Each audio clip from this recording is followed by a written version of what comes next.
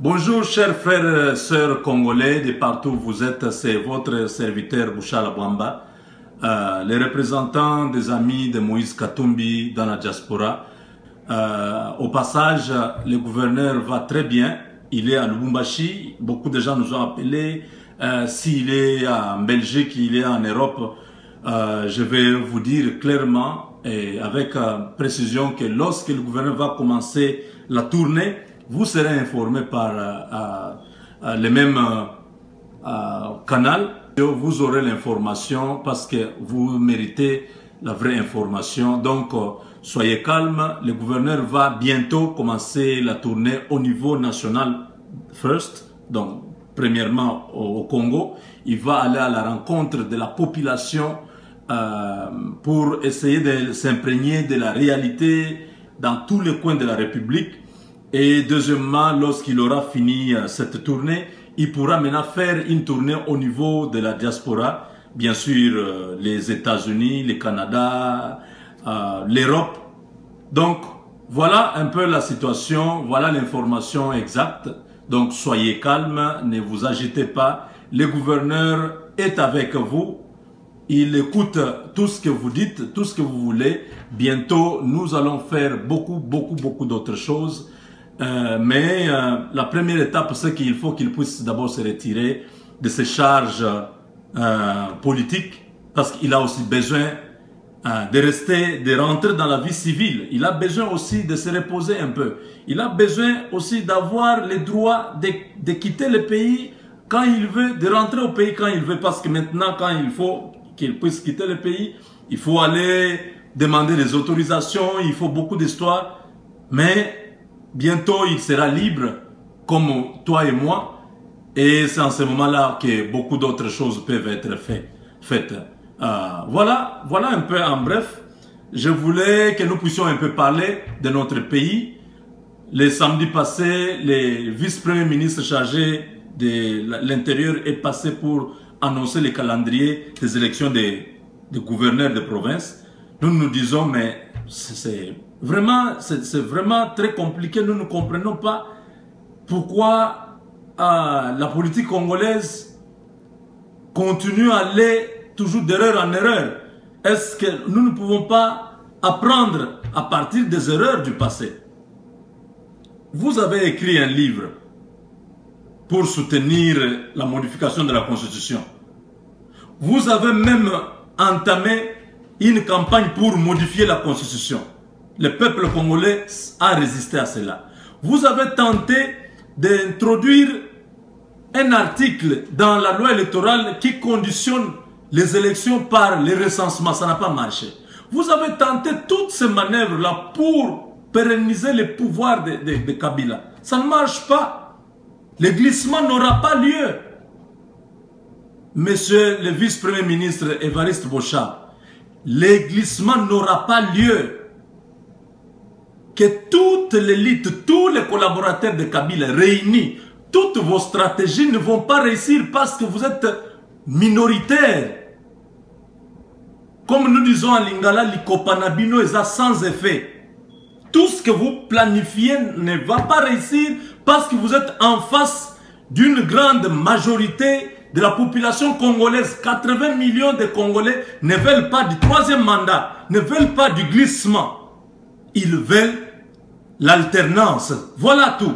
Il faut écouter les messages de la population. Ne cherchez pas à vous entêter. Permettez aussi à Kabila de sortir du palais de la nation vivant. Parce que depuis 1960, il n'y a aucun président qui est sorti comme ça. Normalement, tantôt assassinat, tantôt c'est la fuite, tantôt c'est les coups d'État. Nous voulons que ce président puisse faire la reprise. Arrêtez un peu toutes vos stratégies là. C'est déjà trop tard. Nous sommes à quelques mois. Commencez à préparer les élections. Pour revenir au calendrier que vous avez donné, vous le savez bien que les assemblées provinciales que nous avons actuellement sont démissionnaires. Leur mandat a expiré depuis 2011 et aucun député provincial ne peut élire un gouverneur. C'est illégal. Tout ces députés sont démissionnaires, leur mandat a expiré. Ils n'ont pas la légitimité de voter de nouveaux gouverneurs. Si nous admettons qu'ils vont élire ces gouverneurs-là, du mois de juillet jusqu'au mois d'octobre, où la CENI va organiser les élections des nouveaux députés provinciaux, c'est 4 mois. Donc, les gouverneurs qu'on va élire, ils vont être élus pour 4 mois. Mais disons-nous quand même, un gouverneur qui sait qu'il est élu pour 4 mois, est-ce qu'il va travailler? Il n'a même pas un budget, parce que Matata Pogno n'a même pas un budget prévu pour ces histoires-là, pour ces nouvelles provinces-là. Il n'y a pas une allocation destinée à pouvoir construire des infrastructures. Le gouverneur n'a pas de bureau, il n'a pas de résidence, l'administration provinciale n'a pas de bureau, il n'y a rien. C'est une aventure. Mes chers amis, qu'on puisse quand même, qu'on soit sérieux. Même en dernière minute, vous pouvez vous ressaisir. Ne continuez pas à commettre des erreurs comme ça, d'erreur en erreur. Nous savons une chose, que dans tout ce que vous faites là, un gouverneur comme ça, qui va être élu pour 4 mois, sa conscience sera de voler. Il sait déjà que dans 4 mois, je vais quitter, on va voter un autre gouverneur. Il va voler tout ce qu'on va mettre là-bas. Il n'aura même pas le temps de s'organiser pour avoir un programme de développement pour sa nouvelle province. Donc vous comprenez que ça c'est une aventure qu'on va faire. Pourquoi ils ne peuvent pas attendre? Aujourd'hui, nous sommes déjà au mois de juillet. Bien, dans 4 mois, ce sera le mois d'octobre ou novembre. Organiser les élections normalement. Pourquoi ils ne peuvent pas attendre les 4 mois ici et organiser les élections lorsque les nouveaux députés provinciaux seront là et organiser les élections des 26 provinces une fois pour toutes? Nous comprenons que c'est la mauvaise foi. Ils veulent se débarrasser de Moïse Katumbi.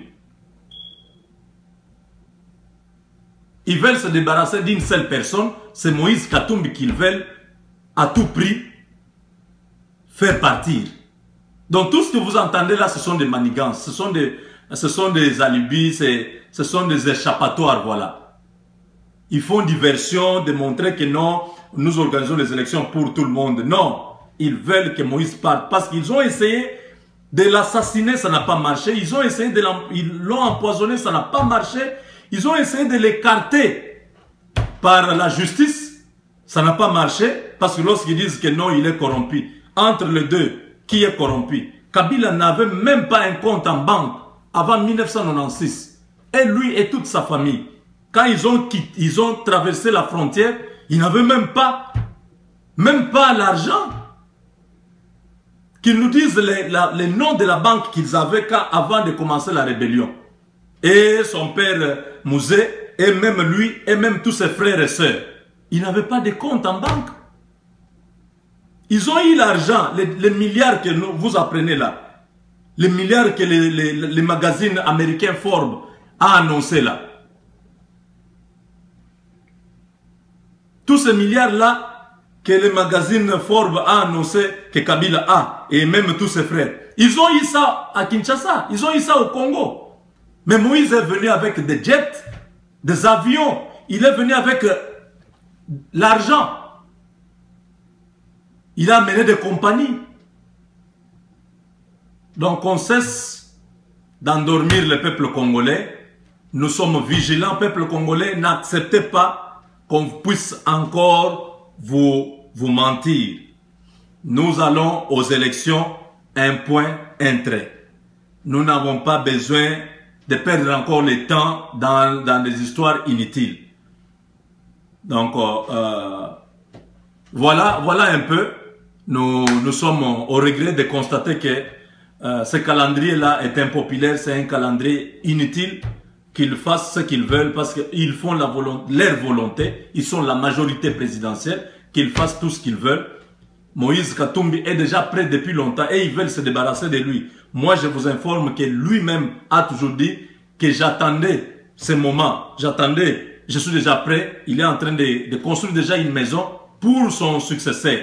Donc voilà, il faut savoir partir au bon moment. Ne cherchez pas à vous maintenir au pouvoir, même par force, au risque de couler avec le tsunami de l'histoire. Je dis, je vous remercie.